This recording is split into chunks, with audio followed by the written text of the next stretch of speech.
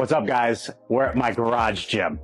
I bought my house about 2 years ago. I live in Westchester, and one of the things that was really important to me was to have property. I have a little over an acre. It was also really important to me to have a cool garage where I could really set up a gym. And I wanted to do this for a couple of reasons. One, obviously I love working out. Two, this is my business. And three, I thought it gave me a really easy way to shoot content, because if you've ever been to a gym, obviously there's people coming in and out of it, and I can control who's here at my home gym. My wife actually day-to-day trains in here way more often than I do. We just had a baby 2 months ago. The night nurse comes at 8 o'clock at night, leaves at 8 in the morning, so my wife wakes up bright and early, and she crushes 3-4 workouts a week in here. Me, I might not work out here it's probably like every other week. But I really do enjoy it when I have a chance to. All in, we put about $47,000 into this home gym. So I'm really excited to show you what we've updated, the equipment we bought, and I just love having this gym. I find it very fulfilling. You pull up to my house, it's on a private drive, the trees, I have a couple cool cars out in front. I know I'm into cars. And then you have to walk through my gym in order to come out of the house. So I just love it. I find it fulfilling. And for me, it's like a real statement piece, on top of the fact that my wife gets to utilize it, and on top, I get to use it for business. So when we started this gym, I had an adjustable bench, adjustable dumbbells, and then from there, power rack was the next most important consideration. And these days, the power racks have gotten so sophisticated because they have attachments like this functional trainer. I have the Reps Athena. I have a full YouTube video about this in particular that you can watch, where you can hear my full review of the Reps Athena. But I'll tell you in a nutshell, if I were to go out and buy a rack today, a power rack, I would actually get the Aries 2.0. But at the time, this was the perfect rack for me, and I am still really happy with this rack. I love this thing. The functional trainer, being able to move these cables down and back, it just offers so much versatility to the gym.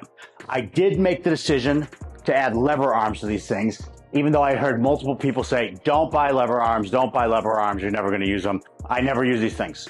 They are attached to this thing. I probably spent over $2 grand on them.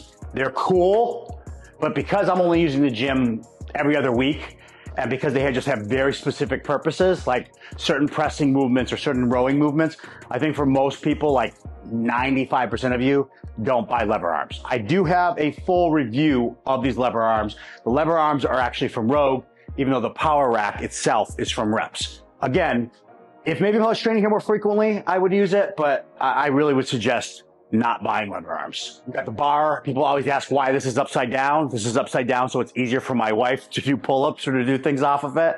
If it was just for me, I'd flip it around the other way, but there's still enough room for me to clear and do chin-ups and do everything I have to up here. I just have to lift up my feet. But this is the Reps Athena, and if I were to do it over again right now, because, you know, obviously there's always new equipment coming on the market, I would have got the Reps Aries 2.0. Next up is barbells. So we went first and foremost adjustable dumbbells, and then the bench press for our home gym setup. And then we got the power rack with the functional trainer. And then you got to think about barbells, because part of the reason you buy a power rack is to do barbell exercises. So I got the Kabuki strength bar. That is really our centerpiece of all of our barbells. I don't even think they make this model. In fact, I think this company is now bankrupt, not because the bars aren't incredible, but because I think they did a horrible job marketing the product. They are really expensive. I want to say this was around $800 for this barbell, maybe more, but I think it's worth every penny. You can set this up to do hinge patterns. You can set this up to do like front squats. This barbell is insane. And if you can go get one used, I would highly recommend it. I think it's incredible. Another piece of equipment from that same company, Kabuki, is I have their deadlift bar. It's cool, it's fancy. I actually still prefer like the super cheap Hex barbell here. I think this is actually a better deadlift bar than this, but I'm glad I have it. It's an interesting piece. And again, I really did love the company Kabuki and support them. Behind me, I've got an easy curl bar. I've got a standard Olympic bar, but that's it for barbells. Most of the work that we're doing here, again, it's for my wife, the equipment she's using, some reverse lunges, some front squats, and obviously like some hinge patterning with the Hex bar deadlift. Moving on to the dumbbells.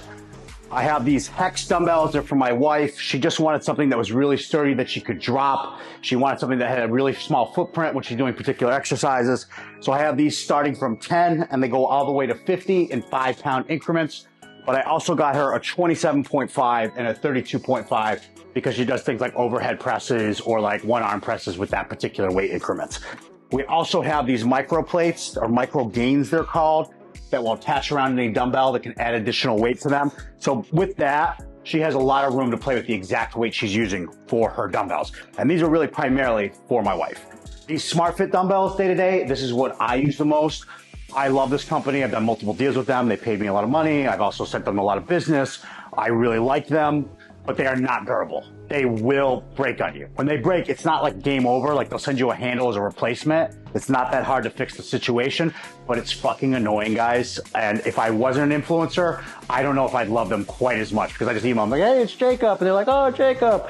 Like for everybody else, like they have to pay 80 bucks every fucking time you drop this dumbbell. I don't know. I just got the Pepin.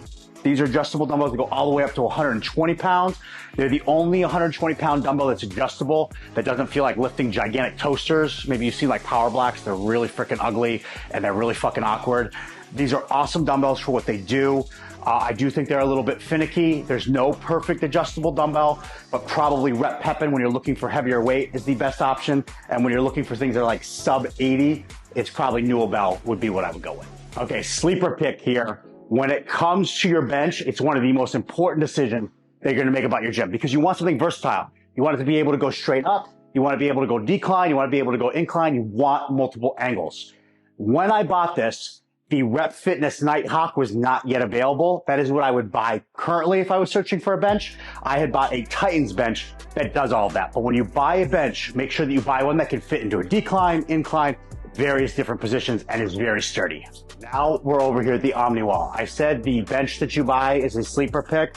So is this wall mount, because this is really crucial to organizing your gym and to having all that accessory equipment.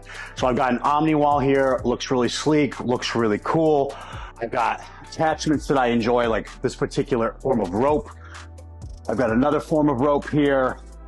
I've got cuffs, which when you get older, these are amazing for things like lateral raises and even some tricep work. So I have various different attachments here that I really enjoy using in my training. I have my straps, all bands, etc., etc. I have my Rogue belt squat here. I've got different attachments for my lever arms that I can use to load up weights. I even got an iron neck, which I've never even used. They just sent it to me. It was awesome. Foam roller. I've got my sauna hat. I mean, I've just got various miscellaneous stuff over here. PVC pipe.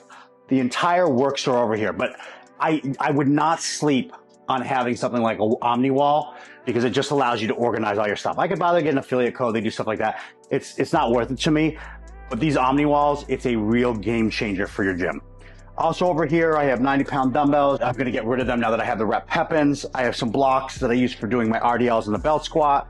I have another box that we use for things, a Go Ruck weight vest. I have 2 Go Ruck vests, 1 in each car, and some of my freak athletic stuff. So basically, I keep all my various stuff over here.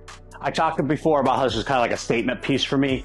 This is definitely part of that. This belt squat, I not only love the look of it and having it in this gym, I also love the ability to not be limited by my spine or my grip strength when training legs. This thing is just so incredibly important for me to be able to train legs at home. And I also love it for my wife to be able to train, because when you squat, the limiting factor is your ability to stay upright, your spine.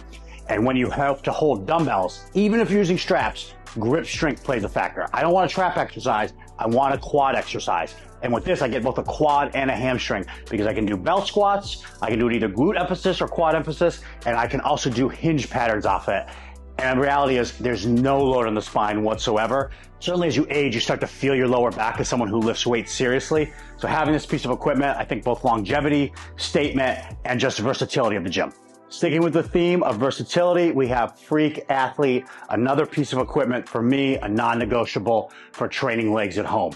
Over 15 exercises. It has a really cool attachment of a leg curl and a leg extension. The plate loaded is the best plate loaded leg extension and leg curl I've ever used. I'm not even kidding. I also have the cable attachment where I can hook it up to the Reps Athena. Awesome piece of equipment. GHDs, Nordic curls, back extensions, everything you need. Over 15 lower body exercises on this piece of equipment. I did a brand deal with them, but even if I had to pay out of pocket, this is totally worthwhile. Got cardio equipment, SkiErg, I definitely wanted this. Assault bike, I definitely wanted this. This is what I do all of my high intensity interval training on, those 2 modalities.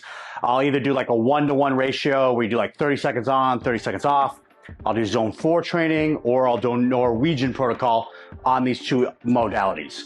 My wife, she loves the rower. She uses that from time to time. And then I have this Concept 2 bike. That is what I do my steady state cardio on. We also have a walking pad inside that I'll use sometimes for steady state cardio. I'll put a vest on and ruck with it. And then over here, we have a freezer. Besides our refrigerator with freezer, we have a freezer. A lot of times I store meat in it. Right now, currently, it has breast milk in it.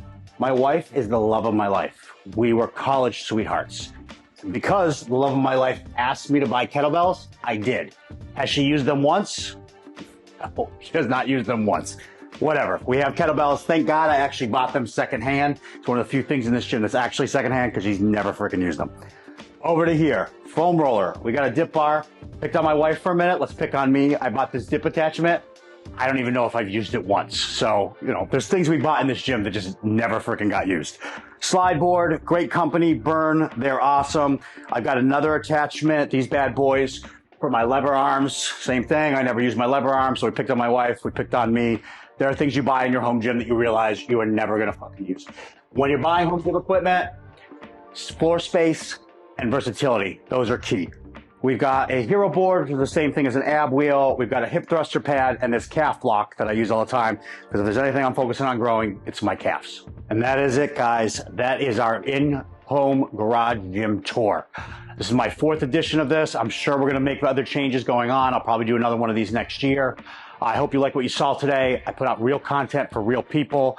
I've been a coach in the Westchester area for years. I started off as a personal trainer, grew a digital business. We help real people every day get real results. I deal primarily with people between 35 and 50 years old, a lot of people in finance, a lot of people, business owners, a lot of people in professional services. We help you move the needle. A lot of the content you're going to be seeing on here, it's going to be stuff like grocery store shopping. It's going to be in-home gym equipment or in-home gym training, stuff that's actually going to help you get real results. So if you like what you saw, you can hit subscribe. I'm on Instagram, I'm on TikTok. We release short format content that every day.